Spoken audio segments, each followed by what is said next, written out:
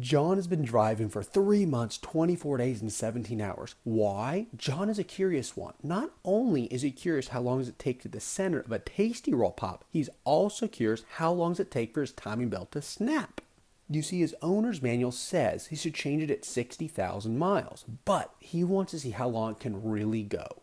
You see, your timing belt has some mystery to it, just like the Tasty Roll Pop. You don't know exactly when the inevitable change is going to occur. A university thought they could use science and know exactly when you get to the center of a Tasty Roll Pop, and even built the machine to test it. They found between 257 and 361 licks to get to the center, which is why you could put a sticker on the outside of a Tasty Roll Pop saying approximately 250 licks to get to the center.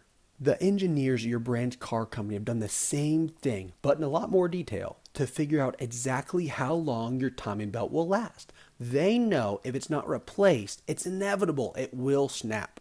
When that happens, your pistons can clash with the cylinder heads, which is a devastating collision and an expensive tow, then repair. We want to help you avoid that. Where our timing belt and Tasty Roll Pop are not similar is when you inevitably get to the center of a Tasty Roll Pop, it's a wonderful thing.